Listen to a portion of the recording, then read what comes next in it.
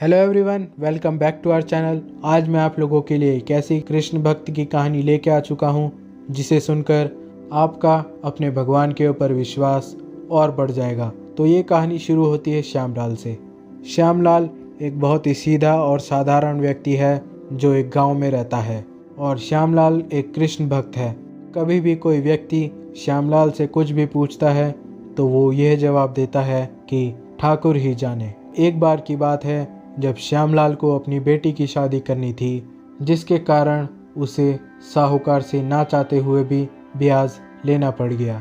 लेकिन कुछ ही समय बाद श्यामलाल के दोनों बेटों ने पैसा जमा करके अपने पिताजी को दे दिए और कहा, लो पिताजी, ये सारे पैसे उस साहूकार को दे दीजिए और ब्याज से मुक्त हो जाइए। जब श्यामलाल साहूकार के पास पहुंचा तो उसने सारे पैसे चुका दिए।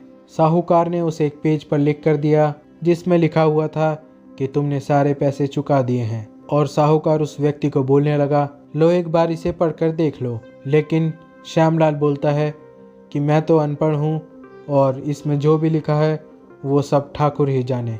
इसके बाद साहूकार समझ गया कि ये तो बहुत सीधा व्यक्ति है और इसे मूर्ख बनाया जा सकता है। उसके बाद साहूकार ने श्यामलाल से कहा, अरे श्यामलाल, जरा मेरे लिए एक गिलास पानी लेकर आना। जैसे ही श्यामलाल अंदर पानी लेने के लिए गया, साहूकार ने पर्ची बदल दी और अब पर्ची पर लिखा हुआ था कि तुम्हारा अभी भी 1 महीने का ब्याज बचा हुआ है। उसने ये पर्ची श्यामलाल को दे दी और श्यामलाल अपने घर चला गया। अगले महीने साहूकार इनके घर आता है और श्यामलाल से कहता है, लाओ मेरा ब्याज दो। श्यामलाल बोलता है, मैं तो तुम्हारा सारा ब्याज पिछले महीने ही दे चुका हूँ, तो अब कौन सा ब्याज। साहूकार बोलता है, जो मैंने तुम्हें पर्ची दी थी, जरा उसमें देखो क्या लिखा हुआ है। श्यामलाल बोलता है, आखिर इसमें लिखा क्या है। साहूकार बोलता है कि देखो, इसमें अभी भी ये लिखा हुआ है कि तुम्हारा 1 महीने का ब्याज बचा हुआ है। यह सब सुनकर श्यामलाल बोलता है, तुमने हमारे साथ सही नहीं किया। इसके बाद यह मामला कोर्ट में दर्ज हो जाता है। जैसे ही जज साहब ने श्यामलाल को कटघरे में बुलाया, श्यामलाल रोने लगा।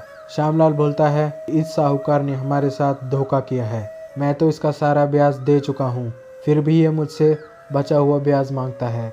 जज साहब बोलते हैं, क्या तुम्हारे पास कोई प्रूफ है कि तुमने इसे सारे पैसे दे दिए हैं।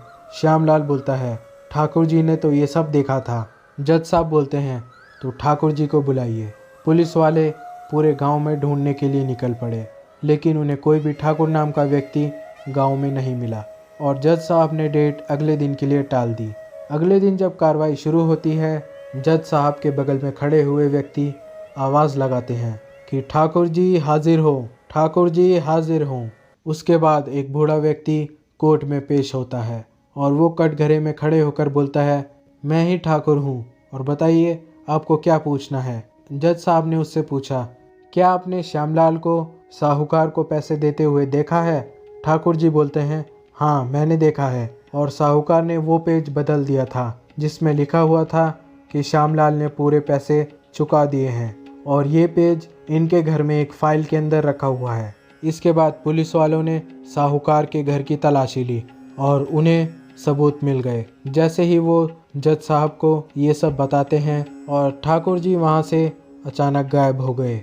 यह सब देखकर वहाँ के सारे लोग हैरान थे और उन सब लोगों में जज साहब भी शामिल थे और वो ये समझ गए थे कि श्यामलाल की मदद करने कोई और नहीं बल्कि स्वयं श्री कृष्ण आए थे। और इसके बाद श्यामलाल को न्याय भी मिल गया। तो बोलिए जय श्री श्याम। तो ये थी आज की कहानी। आई होप आपको पसंद आई होगी। कमेंट सेक्शन में लिखिए जय श्री कृष्ण।